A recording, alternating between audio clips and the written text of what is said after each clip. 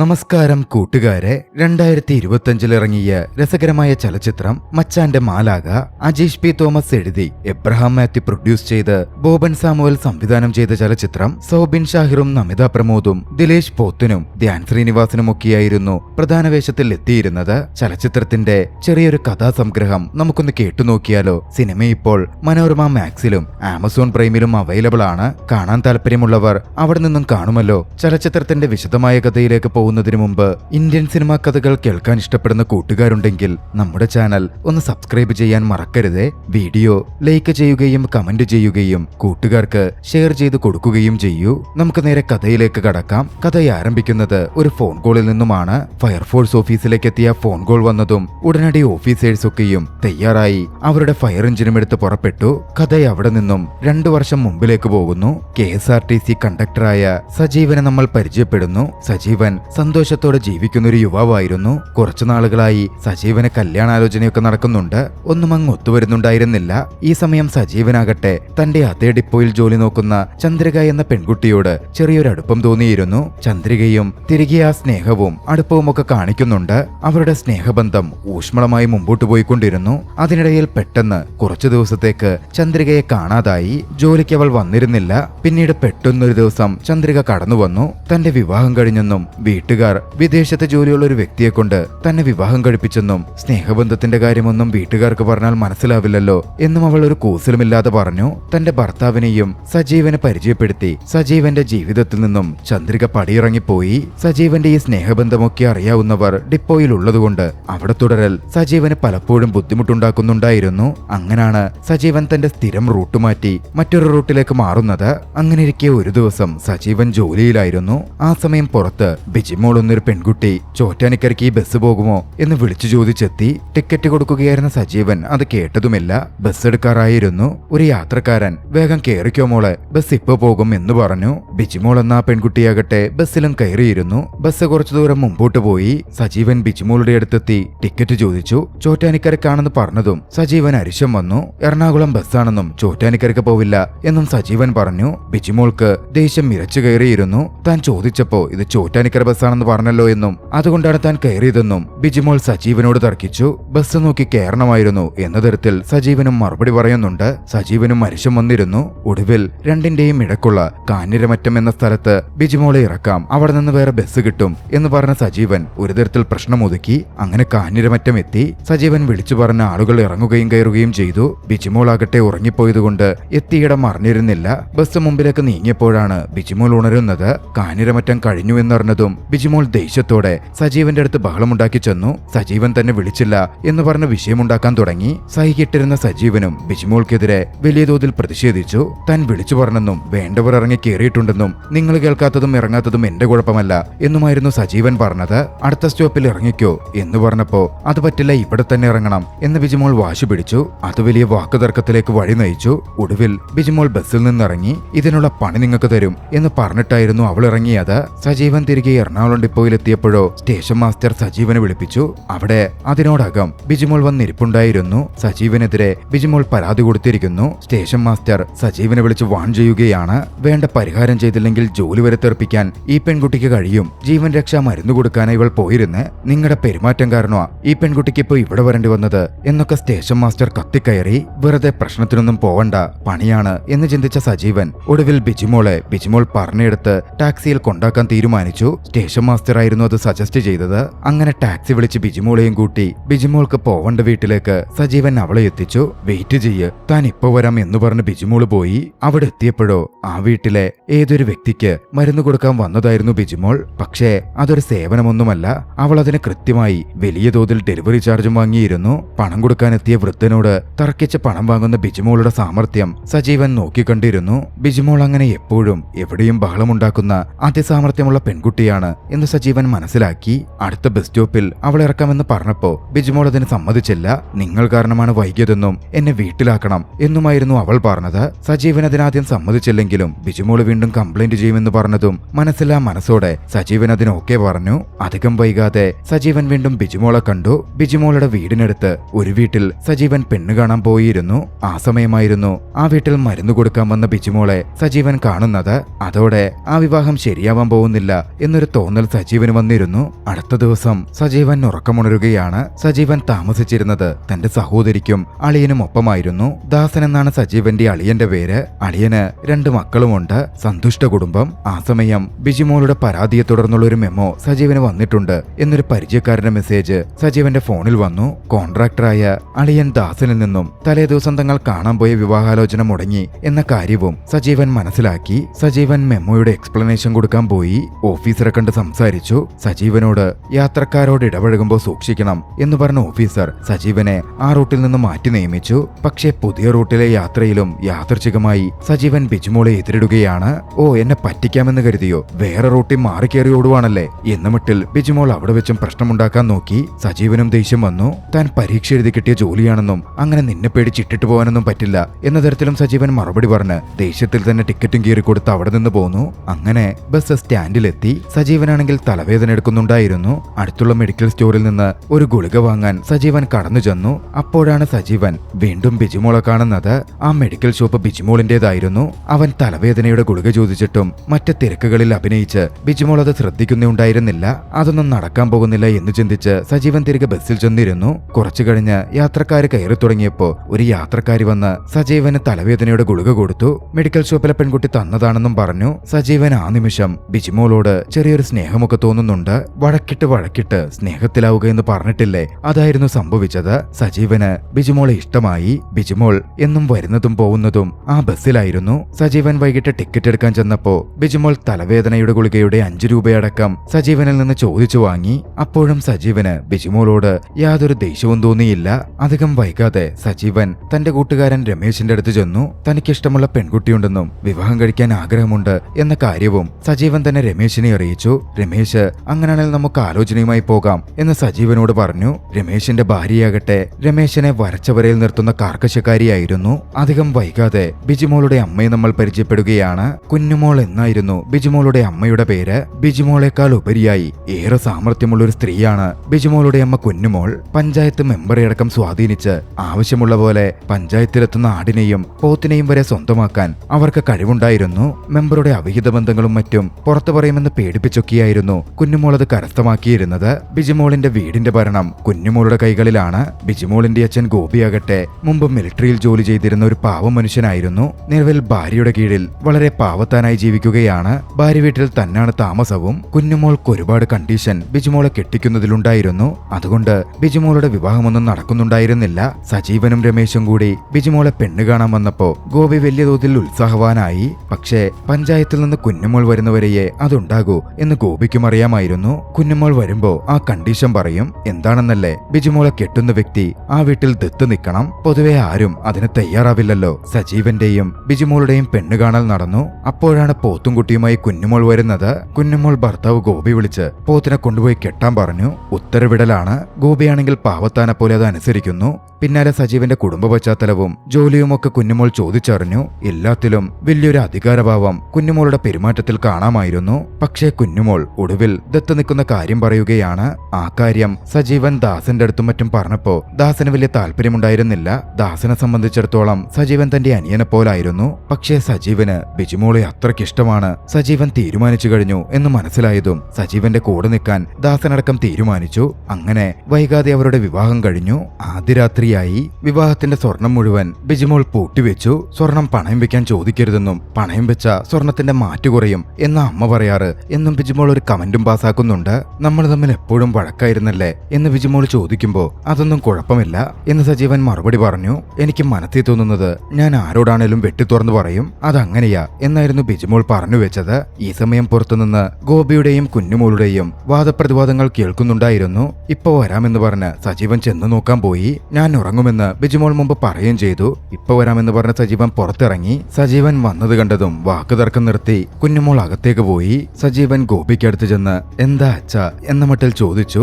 ഇവിടെയാണോ കിടക്കുന്നത് എന്നും തിരക്കി. കാശ്മീരിലെ തണുത്തുറഞ്ഞയിടത്ത് താൻ കിടന്നിട്ടുള്ളതാണെന്നും ഇതൊന്നും കുഴപ്പമില്ല എന്നുമായിരുന്നു ഗോപിയുടെ മറുപടി. കൂട്ടത്തിൽ മദ്യപിച്ച് പൂസായ പോലെ കാണിച്ച് കുഞ്ഞുമോളോട് ഓരോന്ന് പറയാൻ പറ്റുള്ളൂവെന്നും അല്ലാതെ വലിയ കാര്യമാക്കണ്ട എന്നും ഗോപി കൂട്ടിച്ചേർത്തു. സജീവൻ തിരികെ റൂമിലെത്തുമ്പോ ബിജിമോൾ കിടന്നിരുന്നു. ഉറങ്ങിയ പോലാണ് കിടപ്പ്. സജീവനും വന്ന് കിടക്കാൻ തുടങ്ങി. പെട്ടെന്നാണ് ഒരു മെസ്സേജ് വന്നത്. ഫോണിൽ മെസ്സേജ് അയച്ചത് പഴയ കാമുകി ചന്ദ്രികയായിരുന്നു. ഹാപ്പി ഹാപ്പി മാരീഡ് ലൈഫ് അയച്ചിരിക്കുന്നു. സജീവൻ തിരികെ റിപ്ലൈ കൊടുത്തു. പക്ഷെ അവൻ കിടക്കുമ്പോ ബിജുമോളുടെ ശബ്ദമുയർന്നു.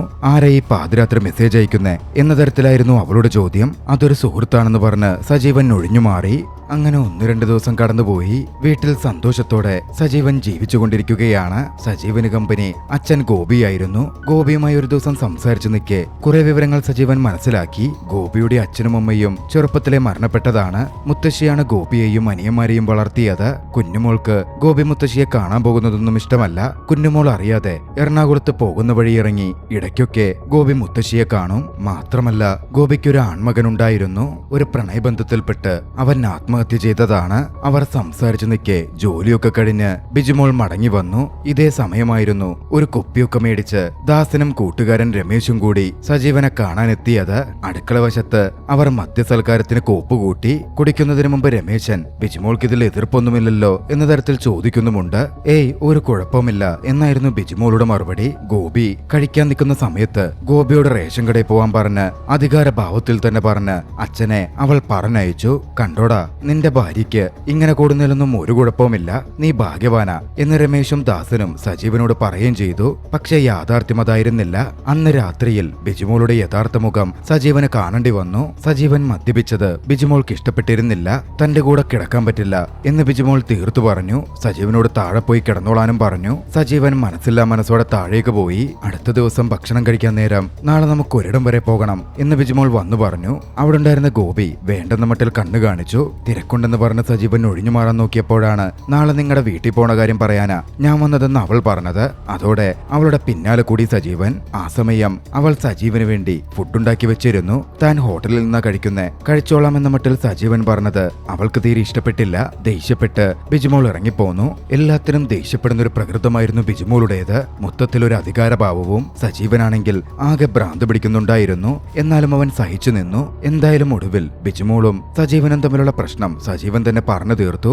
അവർ ദാസന്റെ വീട്ടിലേക്ക് താമസിക്കാനും പോയി. കുട്ടികളാണെങ്കിൽ സജീവന്റെ കൂടെ തന്നെ ഉണ്ടായിരുന്നു. ദാസൻ സാധനം വാങ്ങാൻ പുറത്തു പോയപ്പോ കുപ്പിയൊന്നും വാങ്ങണ്ടെന്ന് സജീവൻ ദാസനോട് പറഞ്ഞു. എന്താ നിങ്ങളെ രഹസ്യം പറയുന്നേ എന്ന് ദാസൻ പോയി കഴിഞ്ഞപ്പോ ബിജുമോൾ സജീവനോട് തിരക്കി. കുപ്പി വാങ്ങണ്ട എന്ന കാര്യം പറഞ്ഞതാണെന്ന് സജീവൻ പറഞ്ഞതും ബിജുമോൾക്ക് ദേഷ്യം വന്നു. ഞാൻ പറഞ്ഞിട്ടാണ് സജീവൻ ഇപ്പൊ മദ്യപിക്കാത്തത്, കുപ്പി വാങ്ങിക്കാത്തതെന്ന് കരുതില്ലേ? വീട്ടിൽ ഞാൻ അങ്ങനെ പ്രശ്നമുണ്ടാക്കിയെന്ന് കരുതില്ലേ എന്ന് ചോദിച്ച് ബിജുമോൾ അസ്വസ്ഥയായി. സജീവന് എങ്ങനെ ബിജുമോളെ പറഞ്ഞ് മനസ്സിലാക്കണം എന്നൊരു പിടുത്തവും കിട്ടുന്നുണ്ടായിരുന്നില്ല. കുപ്പി വാങ്ങിയാലും പ്രശ്നം, വാങ്ങിയില്ലെങ്കിലും പ്രശ്നം. അവിടെ നിൽക്കുമ്പോ ബിജുമോളെ കൊണ്ട് വീട്ടിലെ ഒരു ജോലിയും അവരാരും ചെയ്യിപ്പിക്കുന്നുണ്ടായിരുന്നില്ല. പക്ഷെ ബിജുമോൾക്ക് അതൊന്നും അത്ര ഇഷ്ടപ്പെട്ടില്ല. സജീവനും ബിജുമോൾക്കും മാത്രമായി അവിടെ സമയവും കിട്ടിയില്ല.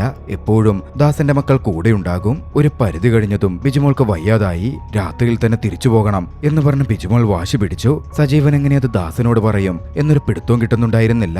ഒടുവിൽ അവളുടെ അമ്മയ്ക്ക് സുഖമില്ലെന്ന് കോൾ വന്നു എന്ന് പറഞ്ഞ് രമേശിനെ വിളിച്ച് രമേശിന്റെ കാറിൽ അവർ അവിടെ നിന്ന് പോരുകയാണ്. വീട്ടിലെത്തിയപ്പോഴോ കുഞ്ഞുമോൾക്കൊരു കുഴപ്പവുമില്ല. അത് നോക്കിക്കണ്ട രമേശ് സജീവൻ ഇറങ്ങുമ്പോ സജീവനോട് കാര്യമായി തന്നെ ചോദിച്ചു, നിനക്കിവിടെ വേറെ കുഴപ്പമൊന്നുമില്ലല്ലോടാ? കുഴപ്പമൊന്നുമില്ലെന്ന് പറഞ്ഞ് സജീവൻ രമേശിനെ പറഞ്ഞയച്ചു. പിന്നീട് അവൻ ഗോപിയുമായി സംസാരിച്ചു. കാര്യങ്ങൾ ഏറെക്കുറെ സജീവന് മനസ്സിലായി കഴിഞ്ഞിരുന്നു. അവളുടെ അമ്മയെപ്പോലെയാണ് ബിജുമോളും പെരുമാറുന്നത്. എല്ലാത്തിന്റെയും അധികാര കേന്ദ്രം അവളാകണം. എല്ലാത്തിനും തൊട്ടതിനും പിടിച്ചതിനും ദേഷ്യമാണ്. ഗോപി സജീവനോട് മോളെയും കൂട്ടി മറ്റൊരു വീടെടുത്തു മാറുന്ന കാര്യം ആലോചിച്ചുകൂടെ? ഇല്ലെങ്കിൽ തന്റെ അവസ്ഥ തന്നെയാകും അവനും എന്ന തരത്തിൽ പറഞ്ഞു. അങ്ങനെ മാറിയിട്ടെന്ത് കാര്യം? നിങ്ങളുടെ മോളുടെ സ്വഭാവം മാറില്ലല്ലോ എന്നായിരുന്നു സജീവന്റെ മറുപടി. അടുത്ത ദിവസം വീണ്ടും പ്രശ്നമുണ്ടായി. സജീവൻ ബസ്സിൽ നിന്നും അവളെ നോക്കിയില്ല. അവൻ ഇന്ന് കണ്ടതേയില്ല. ഇന്ന് ഏത് റൂട്ടിലായിരുന്നു എന്നൊക്കെ ചോദിച്ചായിരുന്നു ബിജുമോൾ അന്ന് പ്രശ്നമുണ്ടാക്കിയത്. ഒരുപാട് വഴക്കിടാൻ വയ്യാതെ എനിക്ക് ഡ്യൂട്ടിക്ക് കയറാൻ സമയമായി എന്ന് പറഞ്ഞ് ഫോൺ കട്ട് ചെയ്ത് സജീവനും പോയി. ഇതേ സമയം ഗോപിയാകട്ടെ ഗോപിയുടെ വീട്ടിൽ മുത്തശ്ശിയുടെ അടുത്ത് പോയിരിക്കുകയായിരുന്നു. മുത്തശ്ശി ഗോപിയോട് നിന്റെ ഭാര്യ നിന്നെ ഇപ്പോഴും ഇടിക്കാറുണ്ടായിരുന്നോ എന്ന തരത്തിലൊക്കെ ചോദിച്ച് കുശലാന്വേഷണം നടത്തി.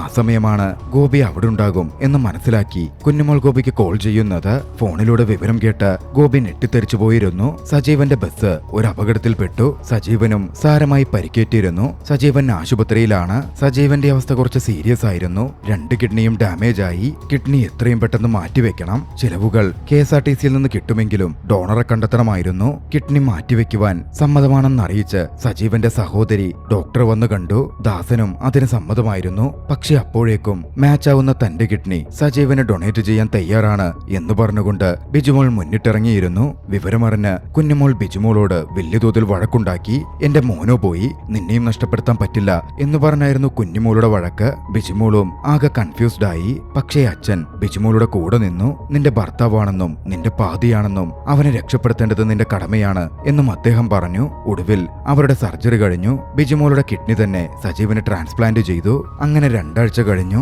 ഇരുവരും സുഖപ്പെട്ടു വരുന്നുണ്ടായിരുന്നു. സജീവനെ കാണാൻ ബിജിമോൾ എത്തി. ബിജിമോൾ തനിക്ക് കിഡ്നി ഡൊണേറ്റ് ചെയ്തു എന്നത് മനസ്സിലാക്കിയ സജീവൻ വലിയ സന്തോഷത്തിലായിരുന്നു. അവൾക്ക് അത്രമേൽ സ്നേഹം തന്നോടുണ്ടാകുമല്ലോ. പക്ഷേ അവിടെത്തിയ ബിജിമോളുടെ പെരുമാറ്റം മറ്റൊരു തരത്തിലായിരുന്നു. സജീവൻ ചേട്ടൻ എപ്പോഴും എന്റെ ജീവന്റെ പാതിയായിരുന്നു. ആ പാതിയ ഞാനിപ്പോ ചേട്ടന് തന്നത്. അത് നല്ല രീതിയിൽ നോക്കിയേക്കണം. ദാസേട്ടൻ നമ്മളെ കൊണ്ടുപോകാമെന്ന് പറഞ്ഞതാ. പക്ഷെ അത് വേണ്ടെന്ന് ഞാൻ പറഞ്ഞു. നമുക്ക് നമ്മുടെ വീട്ടിലേക്ക് പോയാൽ മതി. സജീവേട്ടനെ ഞാൻ നോക്കിക്കോളാം. അങ്ങനെ ഡിസ്ചാർജ് ചെയ്ത് അവർ വീട്ടിലെത്തി. പക്ഷെ അവിടെയോ കുഞ്ഞുമോൾ പ്രത്യേകം ശ്രദ്ധിച്ചിരുന്നത് മകൾ ബിജിമോളുടെ കാര്യം മാത്രമായിരുന്നു. സജീവനെ കാര്യമായി പരിഗണിക്കുന്നുണ്ടായിരുന്നില്ല. ബിജിമോളാകട്ടെ കുഞ്ഞുമോളോട് സജീവൻ ആദ്യം ഫുഡ് കൊടുക്കുന്നൊക്കെ പറഞ്ഞെങ്കിലും കുഞ്ഞുമോൾ അതൊന്നും ചെവികൊള്ളുന്നുണ്ടായിരുന്നില്ല. ഗോപിയായിരുന്നു സജീവന്റെ കാര്യങ്ങൾ നോക്കിയത്. ബിജിമോൾ പൂർണ്ണമായും ഭേദമായ ശേഷം അവൾ കാര്യങ്ങൾ നോക്കാൻ തുടങ്ങി. ആക്സിഡന്റ് ആയതുകൊണ്ട് സജീവന് പെട്ടെന്നൊന്നും ജോലിക്ക് പോകാൻ പറ്റില്ലായിരുന്നു. അതൊക്കെ പറഞ്ഞ് അവളുടെ അമ്മ കുത്തിനോവിക്കാനൊക്കെ ആരംഭിച്ചു. ഇതിനിടയിൽ അയൽക്കാരികളായ സ്ത്രീകൾ വന്നും പ്രശ്നമുണ്ടാക്കാൻ തുടങ്ങി. കിഡ്നി മാറ്റിവെച്ചാൽ കുട്ടികൾ ഉണ്ടാവില്ലേ എന്ന മട്ടിലൊക്കെയുള്ള ചോദ്യം ബിജിമോളെ വല്ലാതെ അലോസരപ്പെടുത്തുന്നുണ്ടായിരുന്നു. അന്നും വന്ന അയൽക്കാരിയോട് സജീവനിന് ജോലി തിരികെ കിട്ടില്ല, കണ്ടക്ടറായൊന്നും അവരെ സജീവനെ തിരിച്ചെടുക്കാൻ പോകുന്നില്ല എന്ന മട്ടിലൊക്കെ വലിയ വായിൽ രോഷത്തോടെ കുഞ്ഞുമോൾ സംസാരിച്ചു. സജീവൻ ഇതൊക്കെ കേൾക്കുന്നുണ്ടായിരുന്നു. സജീവന് വല്ലാത്ത വിഷമം അനുഭവപ്പെട്ടു. ആ വന്ന സ്ത്രീയുടെ മോളെയായിരുന്നു സജീവൻ മുമ്പ് പെണ്ണ് കാണാൻ വന്നിരുന്നത്. ആ പെൺകുട്ടി ഒളിച്ചോടിയതാണെന്നും അവളുമായുള്ള സജീവന്റെ കല്യാണം അന്ന് താൻ മുടക്കിയതല്ല എന്നുള്ള കാര്യവും ബിജിമോൾ അപ്പോൾ സജീവനോട് പറയുന്നുണ്ട്. സജീവൻ പിന്നാലെ ഒരു കാര്യം പറഞ്ഞു. അടുത്ത തവണ ദാസേട്ടൻ വരുമ്പോ അവരുടെ കൂടെ ഞാൻ പൊക്കോളാം. പക്ഷേ ബിജിമോൾ സമ്മതിച്ചില്ല. ഇനി അതുകൂടി ഉണ്ടായിട്ട് വേണം ഞാൻ നിങ്ങളെ നോക്കാണ്ട് പറഞ്ഞു വിട്ടതാണെന്ന് നാട്ടുകാർ പറയാൻ എന്നായിരുന്നു ബിജിമോളുടെ മറുപടി. ഇവിടെ തന്നെ നിന്നാ മതി എന്നും ബിജിമോൾ കൂട്ടിച്ചേർത്തു. സജീവന് വേണ്ടി ഓരോന്ന് ചെയ്ത് അമ്മ പോലും തന്റെ ശത്രുവായി എന്നുകൂടി ബിജിമോൾ പറഞ്ഞതോടെ എന്തു ചെയ്യണം എന്ന് സജീവന് ഒരു പിടുത്തവും കിട്ടിയില്ല. അമ്മയോട് ഇതെങ്കിലും പറ, എന്റെ ജോലി പോവില്ല, അതിലൊക്കെ മറ്റെന്തെങ്കിലും സൊല്യൂഷൻ കാണും എന്ന് സജീവൻ വ്യക്തമാക്കി. ഇതിനിടയിൽ അവളുടെ ഭാവമാറ്റവും വളരെ പ്രകടമായിരുന്നു. താൻ കിഡ്നി ദാനം ചെയ്ത് സജീവന്റെ ജീവൻ രക്ഷിച്ചു. അതുകൊണ്ട് തന്റെ അടിമയെപ്പോലെ സജീവൻ നിൽക്കണമെന്നൊരു ആറ്റിറ്റ്യൂഡായിരുന്നു ബിജിമോൾക്കുണ്ടായിരുന്നത്. എല്ലാത്തിനും കുത്തുവാക്കുകൾ മാത്രം. സജീവനും വല്ലാതെ നോവുകയും എല്ലാം കൊണ്ടും സഹികെടുകയും ചെയ്തിരുന്നു.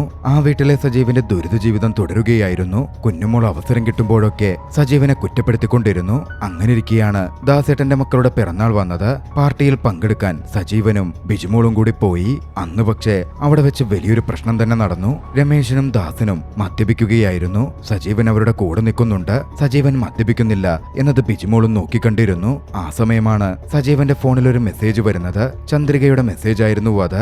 ആ വോയിസ് ക്ലിപ്പ് കേട്ടതും ബിജിമോൾ ദേഷ്യം കൊണ്ട് വിറച്ചു. സജീവേട്ടന് സുഖമാണോ എന്നും എന്റെ ഭർത്താവ് ഗൾഫിലാണെന്നും അയാളിപ്പോ എന്നെ മൈൻഡ് പോലും ചെയ്യുന്നില്ല, അയാൾക്ക് സംസാരിക്കാൻ ഒരുപാട് പേരുണ്ട് എന്ന തരത്തിലൊക്കെയുള്ള ഒരു മെസ്സേജ് ആയിരുന്നു അത്. അതിനോടകം പല കാര്യങ്ങളിൽ സംശയമുണ്ടായിരുന്ന ബിജിമോൾക്ക് ആ സംശയം ഒന്നുകൂടി കനത്തു. സജീവനോട് അത് ചോദിക്കാൻ ബിജിമോൾ പുറത്തേക്ക് ചെല്ലുകയാണ്.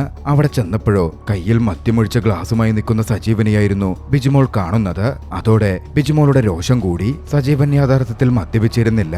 അവിടെ ഇരുന്നൊരു ഗ്ലാസ് അവന്റെ കയ്യിലേക്ക് കൈമാറ്റം ചെയ്തെത്തിയത് മാത്രമായിരുന്നു. പക്ഷേ തെറ്റിദ്ധരിച്ച ബിജിമോൾ അങ്ങോട്ടേക്ക് കയറി ചെന്ന് സജീവൻ മദ്യപിക്കുന്നു എന്ന പേരിൽ പ്രശ്നമുണ്ടാക്കാൻ തുടങ്ങി. മദ്യം കൊടുത്തത് രമേശനാണെന്ന മട്ടിൽ ഒരു സംസാരം കൂടി വന്നതോടെ രമേശനാണോ എന്ന് ചോദിച്ച് ബിജിമോൾ രമേശന്റെ കരണത്തടിച്ചു.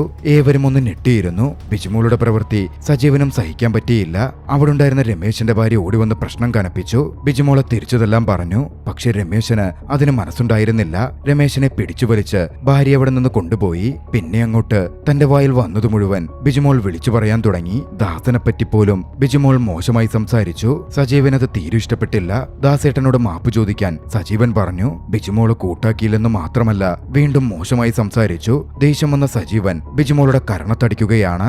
അതോടെ ദേഷ്യപ്പെട്ട് തന്റെ വസ്തുക്കളും എടുത്ത് ബിജിമോൾ അവിടെ നിന്ന് ഇറങ്ങി വീട്ടിലേക്ക് പോയി. വീട്ടിലെത്തി കുഞ്ഞുമോളോട് നടന്ന കാര്യങ്ങളൊക്കെ പറഞ്ഞു. സജീവനാകട്ടെ സഹിക്കെട്ടിരുന്നു. താൻ അവിടെ സഹിക്കുന്ന കാര്യങ്ങളൊക്കെ വീട്ടുകാരോട് വിശദമായി പറഞ്ഞു. അടുത്ത ദിവസം ബിജിമോളും കുഞ്ഞുമോളും കൂടി പോലീസ് സ്റ്റേഷനിലെത്തി കംപ്ലൈന്റ് ചെയ്യുകയാണ്. കംപ്ലൈന്റ് കണ്ട SI ഒന്ന് ഞെട്ടുന്നുണ്ട്. വിവാഹമോചനവും ഒപ്പം സജീവന് താൻ കൊടുത്ത വൃക്കയും തനിക്ക് തിരികെ വേണം എന്നായിരുന്നു പരാതിയിൽ ബിജിമോൾ ആവശ്യപ്പെട്ടിരുന്നത്. അതെങ്ങനെ സാധ്യമാകും എന്നൊരു കൺഫ്യൂഷൻ SIക്കും വന്നു. അങ്ങനെ വൃക്കദാനം ചെയ്തത് തിരികെ വാങ്ങാൻ പറ്റില്ലെന്നും ഇതിനൊന്നും നിയമപിന്തുണയില്ല എന്നും SI അവരെ പറഞ്ഞ് മനസ്സിലാക്കാൻ ശ്രമിച്ചു. പിന്നാലെ സജീവനെ SI വിളിപ്പിച്ചു. ഒരു വിരട്ടലോടെ സജീവനോട് കാര്യങ്ങൾ സംസാരിക്കാൻ തുടങ്ങി. പക്ഷേ സജീവൻ പറഞ്ഞു, ഞാൻ പ്രശ്നമൊന്നും ഉണ്ടാക്കിയിട്ടില്ല. ചെറിയ പ്രശ്നത്തെയാ പെരുപ്പിച്ചവർ ഇവിടം വരെ കൊണ്ടെത്തിച്ചത്. അവള് പറയുന്നത് കേട്ട് സഹികെട്ട് ഒടുവിൽ വയ്യാതാവുമ്പോഴാ അവളോട് എന്തെങ്കിലും ഒന്ന് തിരിച്ചു പറയുന്നത് തന്നെ. SIക്ക് കാര്യം മനസ്സിലാവുന്നുണ്ടായിരുന്നു. നിന്റെ വൃക്ക തിരിച്ചു കൊടുക്കാൻ പറ്റുമോ? SI ചോദിച്ചു. അതെങ്ങനെ കൊടുക്കാൻ പറ്റും എന്നായിരുന്നു സജീവന്റെ മറുചോദ്യം. കള്ളു കുടിച്ച് നശിപ്പിക്കാനല്ല എന്റെ മോള് വൃക്ക കൊടുത്തത് എന്നവര് പറഞ്ഞപ്പോ സജീവൻ പറഞ്ഞു, ഞാൻ ഒരു തുള്ളി മദ്യപിച്ചിട്ടില്ല. വൃക്ക മാറ്റിവെച്ച ശേഷം മദ്യപിക്കാറേയില്ല. ഒടുവിൽ പ്രശ്നത്തിന് ഒരു പരിഹാരവും ഉണ്ടാവാതെ രണ്ടുപേരും രണ്ടു വഴിക്കായി ഇറങ്ങിപ്പോയി. സംഭവം കോടതിയിലേക്ക് നീക്കാനായിരുന്നു കുഞ്ഞുമോളുടെ പദ്ധതി. അതിനുവേണ്ടി അവരൊരു സീനിയർ ലോയർ ചെന്ന് കണ്ടു. പക്ഷേ പോലീസുകാരൻ പറഞ്ഞ പോലെ ഇത്തരത്തിൽ വൃക്ക തിരികെ വാങ്ങാനൊന്നും നിയമ സംവിധാനമില്ല എന്നായിരുന്നു വക്കീലും പറഞ്ഞത്. ഇതേ സമയം സീനിയർ വക്കീലിന്റെ അസിസ്റ്റന്റായി ആട്ടും തുപ്പും കേട്ടു നിൽക്കുന്ന വലിയ കഴിവൊന്നുമില്ലെന്ന് വ്യക്തമായ ജൂനിയർ വക്കീൽ അഡ്വക്കേറ്റ് ജിജോയെ അവിടെ വെച്ച് നമ്മൾ പരിചയപ്പെടുന്നുണ്ട്. ഇതിനിടയിൽ മറ്റൊന്നുകൂടി സംഭവിച്ചിരുന്നു. രമേശിനെ തല്ലിയതിന് രമേശും ഭാര്യയും കൂടി വന്ന് പോലീസ് സ്റ്റേഷനിൽ ബിജിമോൾക്കെതിരെ പരാതി കൊടുത്തു. ആ കേസും കോടതിയിലേക്ക് നീളും എന്നുറപ്പായിരുന്നു. മറുവശത്ത് സീനിയർ വക്കീൽ കൈയൊഴിഞ്ഞ കേസിലേക്ക് അഡ്വക്കേറ്റ് ജിജോ ഒന്ന് എത്തി നോക്കുകയാണ്. മീഡിയ ശ്രദ്ധ കിട്ടാൻ സാധ്യതയുള്ള കേസാണല്ലോ, അതുകൊണ്ട് അത് ഏറ്റുപിടിച്ച് തന്റെ സ്വതന്ത്ര കരിയർ തുടങ്ങാനായിരുന്നു ജിജോയുടെ തീരുമാനം. ജിജോ എത്തി കുഞ്ഞുമോളെ കണ്ടു. അമേരിക്കയിൽ ഇത്തരത്തിലൊരു കേസുണ്ടായിട്ടുണ്ടെന്നും വൃക്ക തിരികെ വാങ്ങി മൂല്യനിർണ്ണയം നടത്തി നഷ്ടപരിഹാരമടക്കം ഭാര്യ നേടിയെടുത്തിട്ടുണ്ട് എന്നും പറഞ്ഞ് ജിജോ കുഞ്ഞുമോളോട് സംസാരിച്ചു. ഡിവോഴ്സ് ഫയൽ ചെയ്യണമെന്നും കേസ് താൻ നോക്കിക്കോളാം എന്ന മട്ടിലും തന്റെ വാക്ചാതിരി കൊണ്ടും കള്ളം പറഞ്ഞും ജിജോ കുഞ്ഞുമോളെ തെറ്റിദ്ധരിപ്പിച്ച് സമ്മതിപ്പിച്ചു. പ്രത്യേകിച്ച് അഭിപ്രായമൊന്നുമില്ലാതെ അമ്മ പറയുന്നതും കേട്ട് ബിജിമോളും അവിടെ ഉണ്ടായിരുന്നു. അങ്ങനെ കേസ് കോടതിയിലെത്തും എന്നുറപ്പായി. ഇതിനിടയിൽ ദാസനും രമേശനും കൂടി വന്ന് ബിജിമോളെ കണ്ട് കാര്യങ്ങളൊന്ന് കോംപ്രമൈസ് ആക്കാൻ ശ്രമിച്ചെങ്കിലും ഒന്നും നല്ല രീതിയിലായില്ല. അഡ്വക്കേറ്റ് ജിജോയും കുഞ്ഞുമോളും ചേർന്ന് അവരെ പറഞ്ഞയച്ചു. അങ്ങനെ കേസ് കോടതിയിലെത്തി. വിചാരണ നടന്നു. വിചാരണയിൽ വാദപ്രതിവാദങ്ങൾ മുഴങ്ങി. അത്തരത്തിലൊരു വിചിത്രമായ കേസ് ജഡ്ജിക്ക് മുമ്പിലും ആദ്യമായിരുന്നു. നിയമപ്രകാരം അങ്ങനെ വാങ്ങിയ കെട്ടിന് തിരിച്ചു കൊടുക്കാൻ ഒരു പശ്ചാത്തലമില്ലല്ലോ എന്ന തരത്തിൽ ജഡ്ജി ചോദിച്ചപ്പോ അമേരിക്കയിൽ നടന്ന കേസിന്റെ കാര്യം കോടതിയിലും ജിജോ വിശദീകരിച്ചു. പക്ഷേ തന്റെ കക്ഷി തെറ്റൊന്നും ചെയ്തിട്ടില്ല എന്നായിരുന്നു സജീവന്റെ വക്കീലായ അഡ്വക്കേറ്റ് ലക്ഷ്മി പറഞ്ഞത്. ആണുങ്ങളുടെ അവകാശ ലംഘനത്തിനെതിരെ ലക്ഷ്മി അന്ന് വാദിക്കുകയും ചെയ്തു. ആക്സിഡന്റോടെ സജീവന് ലൈംഗിക ബന്ധത്തിലുള്ള ശേഷി പോയെന്നും ബിജിമോൾ റിലേഷൻഷിപ്പിൽ തൃപ്തിയല്ല എന്ന തരത്തിലുമൊക്കെ കോടതിയിൽ കേസ് ജയിക്കാൻ ജിജോ ആരോപണം ഉന്നയിച്ചു. അത്തരത്തിൽ ഒരാളെ മാനം കെടുത്തുന്ന ആരോപണങ്ങൾ ഉന്നയിക്കാൻ പാടില്ല എന്ന തരത്തിൽ അഡ്വക്കേറ്റ് ലക്ഷ്മിയും വാദിച്ചു. കാര്യത്തിന് ക്ലാരിറ്റി വരുവാൻ ജഡ്ജി ബിജിമോളെ വിളിച്ച കാര്യം എന്താണെന്ന് ചോദിക്കുകയാണ്. പറയാൻ എഴുന്നേറ്റ് നിന്ന ബിജിമോളാകട്ടെ പെട്ടെന്ന് തലകറങ്ങി വീണു. ആശുപത്രിയിലേക്ക് മാറ്റപ്പെട്ടു. അപ്പോഴാണ് ആ വിവരം എല്ലാവരും അറിയുന്നത്. ബിജിമോൾ പ്രഗ്നന്റ് ആണ്. അതോടെ അഡ്വക്കേറ്റ് ജിജോയുടെ ആ വാദം പൊളിയുക കൂടിയായിരുന്നു. ഇതിനിടയിൽ ഒന്നുകൂടി സംഭവിച്ചു. ഗോപിയുടെ മുത്തശ്ശി മരിച്ചു. അനിയൻ അടുത്ത ദിവസം വന്ന് പറഞ്ഞപ്പോഴായിരുന്നു ഗോപി വിവരമറിയുന്നത്. തലേ ദിവസം കുഞ്ഞുമോളെ വിളിച്ച് അനിയൻ കാര്യം പറഞ്ഞിരുന്നതാണ്. പക്ഷെ കുഞ്ഞുമോൾ ഗോപിക്കടുത്ത് അത് അറിയിച്ചിരുന്നില്ല. ദേഷ്യം വന്ന ഗോപി കുഞ്ഞുമോളോടത് ചോദ്യം ചെയ്യാൻ ചെന്നു. പക്ഷേ കുഞ്ഞുമോൾക്ക് അതിലൊന്നും ഒരു കൂസലും ഉണ്ടായിരുന്നില്ല. നിങ്ങളുടെ വീട്ടുകാരുടെ മഹത്വമൊന്നും എന്നോട് പറയണ്ട. ഒരാള് മരിച്ചു, അതിലിപ്പോ എന്താ എന്ന ഭാവമായിരുന്നു അവൾക്കുണ്ടായിരുന്നത്. വേദനയോടെ ഗോപി പറഞ്ഞു, ബന്ധങ്ങളുടെ വില നിനക്കറിയില്ല, എന്നെങ്കിലും അതറിയുമ്പോ നീ പഠിച്ചോളും. അധികം വൈകാതെ കേസ് വീണ്ടും നടന്നു. കിഡ്നിക്ക് പകരമായി സജീവന്റെ പേരുള്ള വസ്തുവകകൾ കൊടുക്കണം എന്ന തരത്തിലേക്കായി വാദപ്രതിവാദം. നാളുകൾ കടന്നുപോയിക്കൊണ്ടിരുന്നു. ഇതിനിടയിൽ ബിജിമോൾ ഒരു പെൺകുഞ്ഞിന് ജന്മം കൊടുത്തു. സജീവൻ തിരികെ ജോലിയിലേക്കും പ്രവേശിച്ചിരുന്നു. കുഞ്ഞിനെ കാണാൻ പലവട്ടം സജീവൻ ചെന്നെങ്കിലും കുഞ്ഞുമോൾ അതിന് സമ്മതിച്ചില്ല. സജീവനെ മടക്കി അയച്ചു. നാളുകൾ കടന്നുപോയിട്ടും കുഞ്ഞിന്റെ മുഖം പോലും കാണാൻ സജീവന് പറ്റുന്നുണ്ടായിരുന്നില്ല. ഇത്രയും നാളത്തെ അനുഭവങ്ങളിലൂടെ കടന്നുപോയ ബിജിമോൾക്കും അമ്മ ചെയ്യുന്ന ഗൂഢലക്ഷ്യങ്ങളെപ്പറ്റിയും സജീവനെ ഒഴിവാക്കാൻ ശ്രമിക്കുന്നതുമൊക്കെ മനസ്സിലാവുകയും ചെയ്യുന്നുണ്ടായിരുന്നു. ചെറിയ തോതിൽ സജീവനെ ഓർത്ത് ബിജിമോൾക്കും കുറ്റബോധം തോന്നി. കുട്ടി ജനിച്ചതിൽ പിന്നെ അവളുടെ മനസ്സിലും ചെറിയ മാറ്റങ്ങൾ വന്നിരുന്നു. പക്ഷേ ഡിവോഴ്സ് ചെയ്യണം എന്ന കാര്യത്തിൽ ഉറച്ചു നിന്നത് കുഞ്ഞുമോൾ തന്നെയായിരുന്നു. കുഞ്ഞുമോൾ ഒടുവിൽ ഒരു കുറുക്കുവഴി കണ്ടു. കുട്ടി സജീവന്റേതാണെന്ന് വന്നാൽ കേസ് ഒന്നുകൂടി സ്ട്രോങ് ആകും. അതുകൊണ്ട് അഡ്വക്കേറ്റ് ജിജോയോട് സംസാരിച്ച് കുട്ടി ജിജോയുടേതാണ് എന്ന് വാദിക്കാൻ കുഞ്ഞുമോൾ ആവശ്യപ്പെട്ടു. ചീത്തപ്പേര് വന്നാലും തന്റെ മോൾക്കല്ലേ, കുഴപ്പമില്ല എന്ന ഭാവമായിരുന്നു അവർക്ക്. ജിജോയും ആദ്യഘട്ടത്തിൽ അത് ചെയ്തെങ്കിലും പിന്നീട് അതിൽ ജിജോയ്ക്കും കുറ്റബോധം തോന്നി. സജീവൻ വന്ന് ജിജോയെ പിടിച്ചൊന്ന് കുടഞ്ഞപ്പോ ഉള്ള സത്യങ്ങൾ ജിജോ തുറന്നു പറഞ്ഞു. കുഞ്ഞുമോൾ നിർബന്ധിച്ചിട്ടാണ് താൻ ഇത്തരത്തിൽ പ്രവർത്തിച്ചത് എന്നൊക്കെ. ഒടുവിൽ ജിജോയെയും കൂട്ടി സജീവൻ ബിജിമോളുടെ വീട്ടിലേക്ക് ചെല്ലുകയാണ്. സ്ഥലത്തിന്റെ ആധാരമടക്കം അയാളുടെ കയ്യിലുണ്ടായിരുന്നു. നീ ചോദിച്ചതൊക്കെ തരാം, കുഞ്ഞിനെ എനിക്കൊരു നോക്ക് കാണണം എന്ന് സജീവൻ ആവശ്യപ്പെട്ടു. കുഞ്ഞുമോൾ അപ്പോഴും ജിജോയെയും സജീവനെയും തടയാൻ ശ്രമിച്ചിരുന്നു. ഈ സമയമാണ് അവിടെ പോത്തുകച്ചവടത്തിന്റെ ആളുകളും എത്തുന്നത്. മുമ്പ് വിലയുറപ്പിച്ച് പറഞ്ഞുറപ്പിച്ചിരുന്ന പോത്തിനെ വില കൂട്ടിവെച്ചു വിൽക്കാൻ കുഞ്ഞുമോൾ ഒരു ശ്രമം നടത്തി. കുഞ്ഞുമോളുടെ സ്വഭാവം അറിയാവുന്ന ബ്രോക്കർ വാങ്ങാമെന്ന് വ്യക്തിയോട് അത് കൊടുത്ത് പോത്തിനെ മേടിച്ചോളാൻ പറയുകയാണ്. പോത്തിനെ വിൽക്കുന്നതിൽ ഗോപിക്ക് സങ്കടമുണ്ടായിരുന്നു. കാര്യം ഗോപി വളർത്തിയ പോത്താണല്ലോ, പോത്തിനെ താൻ വിൽക്കുന്നില്ല എന്ന് തീർത്തു പറഞ്ഞു. കുഞ്ഞുമോൾ അതോടെ അങ്ങോട്ടേക്ക് ചെന്ന് പ്രശ്നമുണ്ടാക്കുകയാണ്. പോത്തിനെ കൊടുക്കടോ എന്ന് പറഞ്ഞ് ഭർത്താവിനോട് അവർ തട്ടിക്കയറുന്നൊക്കെയുണ്ട്. പോത്തിനെ പിടിക്കാൻ പോയ ബ്രോക്കറെയും മറ്റും ഗോപി ഇടപെട്ട് പിടിച്ചു നിർത്താനും മറ്റുമുള്ള ശ്രമം ആരംഭിച്ചു. മൊത്തത്തിൽ പ്രശ്നം നിറഞ്ഞു നിൽക്കുന്ന അന്തരീക്ഷം. ഇതേ സമയം വക്കീലിൽ നിന്നും കുഞ്ഞുമോൾ ചെയ്ത പ്രവൃത്തിയൊക്കെ ബിജിമോൾ മനസ്സിലാക്കിയിരുന്നു. എല്ലാം കൊണ്ടും പൂർണ്ണമായും കാര്യങ്ങൾ തിരിച്ചറിഞ്ഞിരുന്ന ബിജിമോൾ കൊച്ചിനെ എടുത്തുകൊണ്ടുവന്ന് സജീവന്റെ കയ്യിൽ കൊടുത്തു. അത് കണ്ടതും കുഞ്ഞുമോളും ഗോപിയും ഒന്നടങ്കം ഞെട്ടിയിരുന്നു. കുഞ്ഞുമോൾ വന്ന് നീ ആരുടെ കയ്യിലാ കൊച്ചിനെ കൊടുത്തേക്കുന്നത് എന്ന് ചോദിച്ച് പ്രശ്നമുണ്ടാക്കാൻ ആരംഭിച്ചു. ഈ സമയം ബിജിമോൾ ധൈര്യത്തോടെ പറഞ്ഞു, എന്റെ കൊച്ചിന്റെ അച്ഛന്റെ അടുത്താ കൊടുത്തിരിക്കുന്നേ, ഞാൻ സജീവേട്ടന്റെ കൂടെ പോവുകയാണ്. അത് കേട്ടതും കുഞ്ഞുമോൾക്ക് നല്ല രീതിയിൽ ദേഷ്യം വന്നിരുന്നു. അകത്ത് കയറി പോടി കുഞ്ഞിനെ കൊണ്ട് കുഞ്ഞുമോൾ വലിയ ദേഷ്യത്തിൽ പറഞ്ഞു. ഈ ബഹളത്തിനിടയിൽ കയറുവിട്ടോടിയ പോത്താകട്ടെ ഏവരുടെയും നേരെ പാഞ്ഞെടുക്കാൻ തുടങ്ങി. എല്ലാവരും ഒഴിഞ്ഞു മാറിയപ്പോ പോത്ത് പോയത് കുഞ്ഞുമോളുടെ എതിരെയായിരുന്നു. കുഞ്ഞുമോൾ ഭയന്ന് പിന്നിലേക്ക് നീങ്ങി. ഒടുവിൽ പോത്തിന് ഭയന്ന് പിന്നിലേക്ക് പോയ കുഞ്ഞുമോൾ പറമ്പിലെ കിണറ്റിലേക്ക് വീഴുകയാണ്. എല്ലാവരും വലിയ ശബ്ദത്തിൽ കുഞ്ഞുമോളെ എന്നലറി വിളിക്കുന്നുണ്ടായിരുന്നു. കഥ അവിടെ നിന്നും പ്രസന്റിലേക്ക് വരുന്നു. കഥയുടെ തുടക്കത്തിൽ ഫയർഫോഴ്സ് ഓഫീസിലേക്ക് കോൾ വന്നിരുന്നല്ലോ, അത് കുഞ്ഞുമോളുടെ കാര്യം പറയാനായിരുന്നു. ഫയർഫോഴ്സ് ഉദ്യോഗസ്ഥർ അവിടെത്തി കുഞ്ഞുമോളെ കിണറ്റിൽ നിന്ന് പുറത്തെടുത്തു. കഥ അവിടെ നിന്നും കുറച്ചു നാളുകൾക്കപ്പുറത്തേക്ക് പോകുന്നു. ബിജിമോളുടെ വീട്ടിൽ ബിജിമോളും വളർന്ന ബിജിമോളുടെ മകളും സജീവനും ഗോപിയും സന്തോഷത്തോടെ ജീവിച്ചുകൊണ്ടിരിക്കുകയാണ്. കുഞ്ഞുമോൾ ആ അപകടത്തിൽ മരണപ്പെട്ടിരുന്നു. സന്തോഷത്തോടെ അവരുടെ ജീവിതം മുമ്പോട്ടു പോകുന്ന ദൃശ്യങ്ങളോടെ ചലച്ചിത്രം അവസാനിക്കുന്നു. രസകരമായ ചലച്ചിത്രം നിങ്ങൾക്കിഷ്ടമായെങ്കിൽ വീഡിയോ ലൈക്ക് ചെയ്യുക. അഭിപ്രായങ്ങളും നിർദ്ദേശങ്ങളും കമന്റുകളിൽ രേഖപ്പെടുത്തുക. കഴിയുമെങ്കിൽ ചാനൽ സബ്സ്ക്രൈബ് ചെയ്തും കൂട്ടുകാർക്ക് ഷെയർ ചെയ്തു കൊടുത്തും ഞങ്ങളെ സപ്പോർട്ട് ചെയ്യുക. അടുത്ത എപ്പിസോഡിൽ മറ്റൊരു മികച്ച ചലച്ചിത്രവുമായി നമുക്ക് വീണ്ടും കണ്ടുമുട്ടാം. അതുവരെ ബൈ.